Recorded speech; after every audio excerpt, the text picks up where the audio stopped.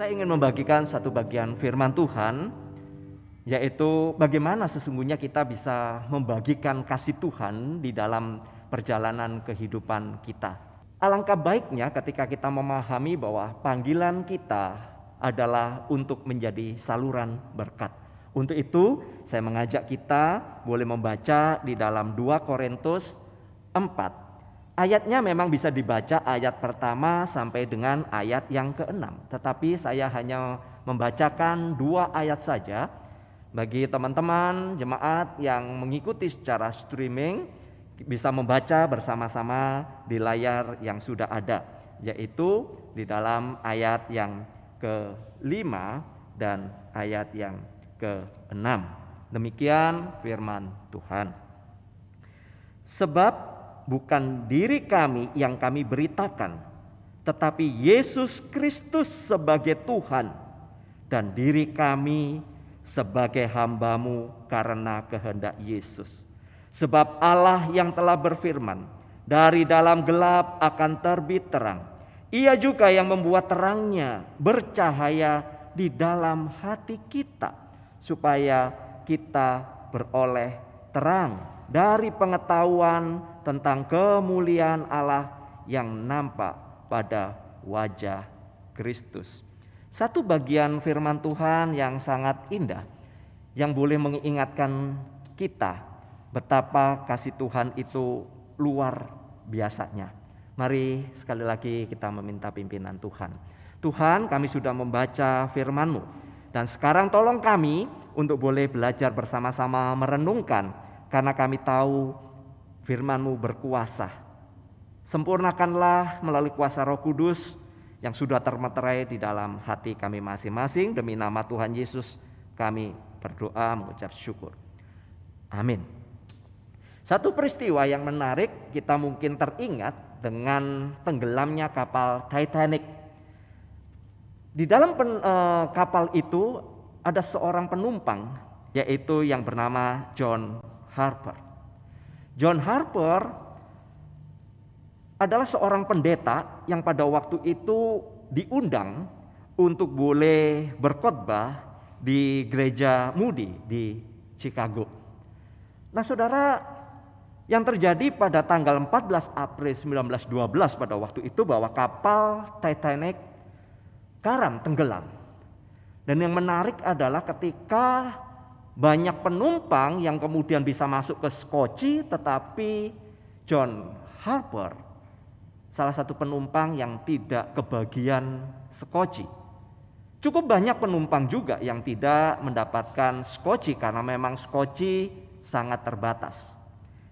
Yang menarik adalah di tengah-tengah rasa kedinginan yang luar biasa yang dialami oleh John Harper, dia masih memiliki satu kesempatan untuk memberitakan Injil.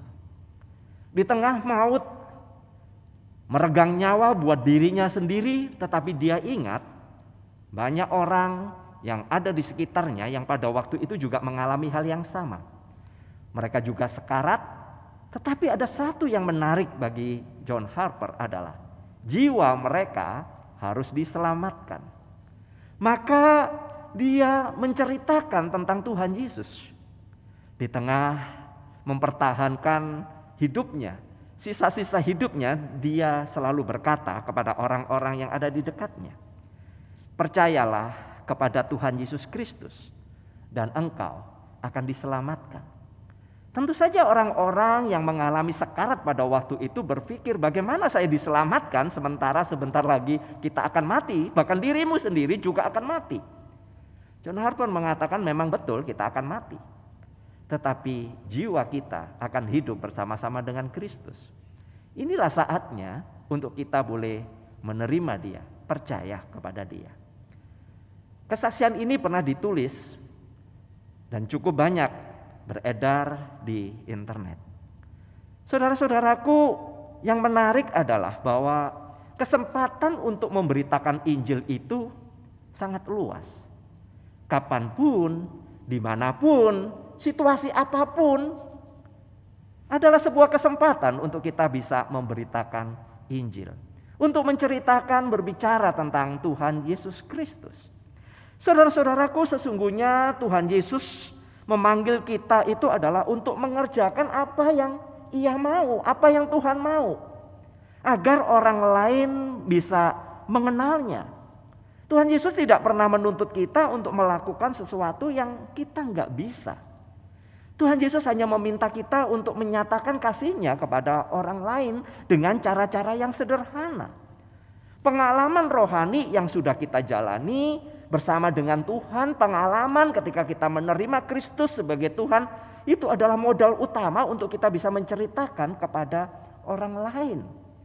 Seringkali kita terbelenggu dengan sebuah ketakutan, seakan-akan kita kemudian mengatakan seakan-akan kok memaksakan iman Kristen saya kepada orang lain. Bukan. Kita sedang menceritakan kebaikan anugerah Allah yang sudah memanggil kita dan kita mau membagikan kepada orang lain. Sama seperti John Harper. Ketika dia menceritakan kepada orang lain, dia menyadari orang lain juga membutuhkan anugerah keselamatan. Inilah kesempatan yang indah.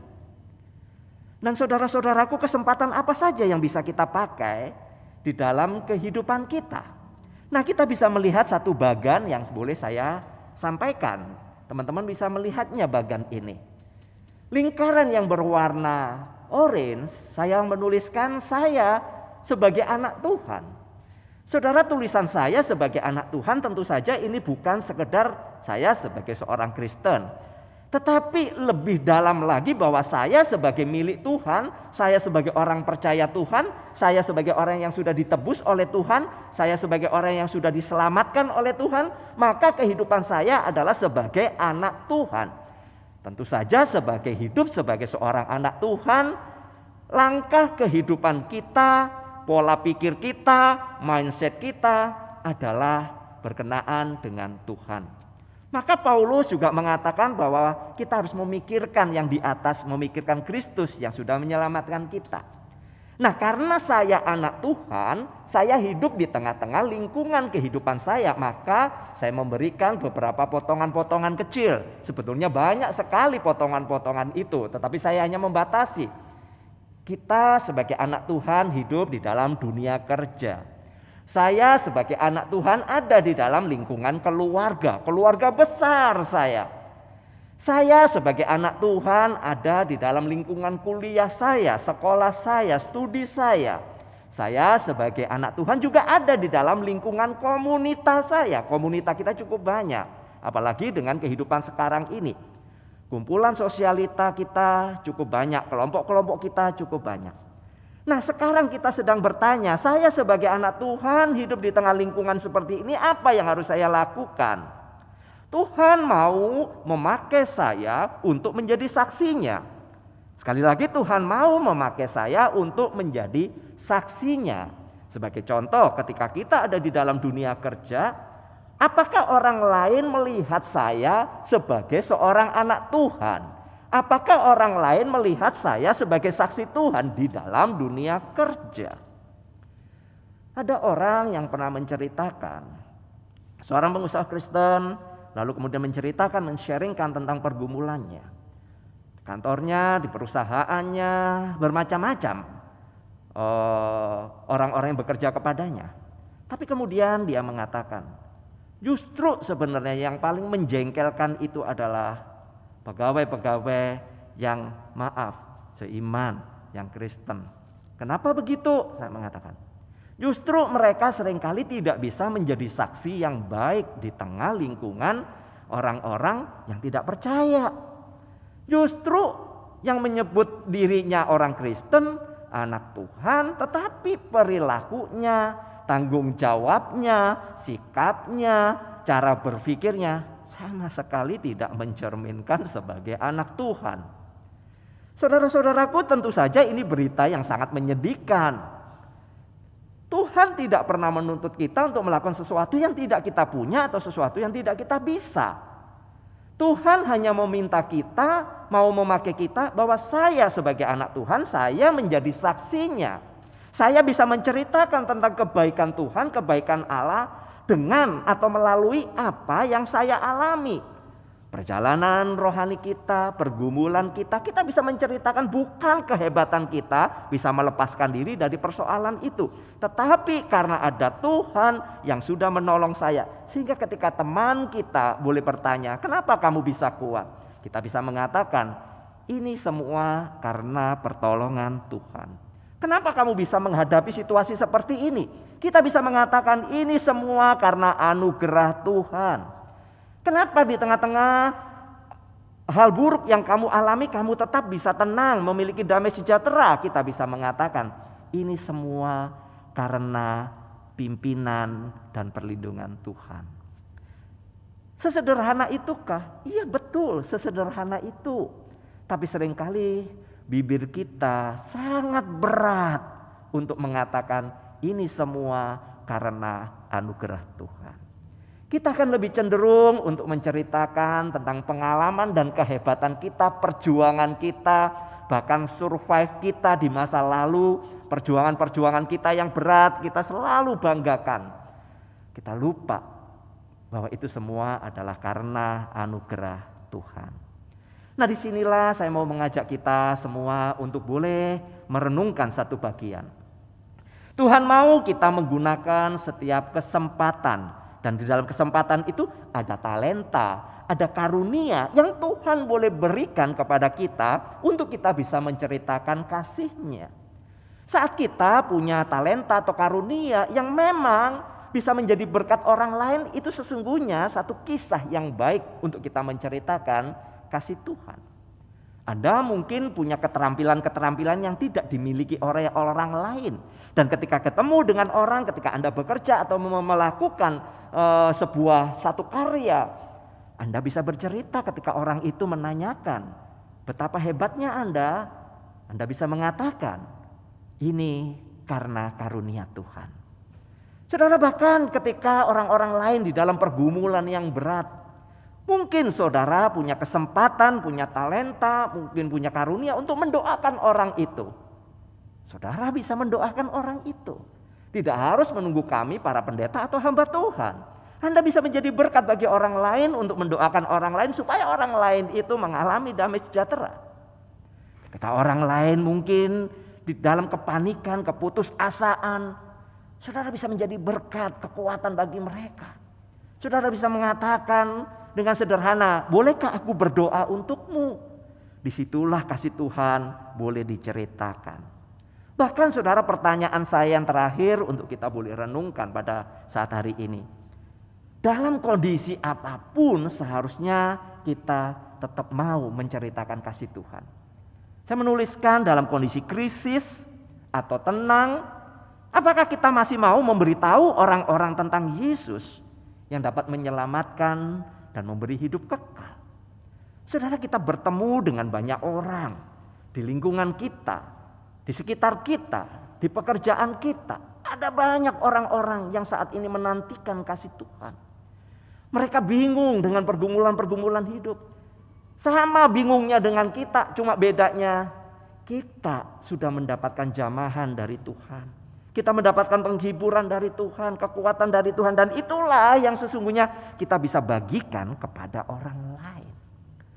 Saudara, dengan tidak ada maksud untuk memaksakan kepercayaan kita kepada orang lain.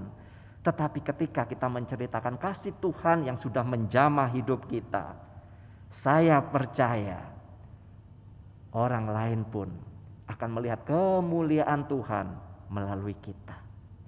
Ketika kita bisa menguatkan orang lain, membantu orang lain, biarlah orang lain juga boleh memuliakan Tuhan, bukan kita. Kita ini hanyalah sebagai satu alat. Kita inilah hanya sebagai sesuatu yang memang Tuhan mau pakai. Dan ingatlah, Tuhan mau memakai kita di zamannya. Kalau Alkitab menceritakan ada Musa yang dipakai pada zamannya, ada Abraham yang dipakai pada zamannya, ada Nehemia, ada Esra, ada Daud, ada Daniel. Saya dan saudara yang hidup di zaman ini, Tuhan mau memakai untuk menceritakan kasih-Nya. Dipakai untuk menceritakan betapa agung dan besarnya karya Allah yang menyelamatkan kita melalui Tuhan Yesus Kristus. Dan saya yakin kita tentunya memahami tentang prinsip pimpinan, penyertaan Tuhan dan kedaulatan Tuhan. Kita akan menceritakan itu. Betapa indahnya mereka yang membawa kabar baik kepada orang-orang yang letih lesu, kepada orang-orang yang menantikan pengharapan.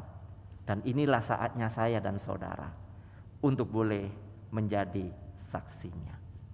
Saya membagikan ini juga berkenaan dengan tahun ini Istana Regency juga memasuki ulang tahun.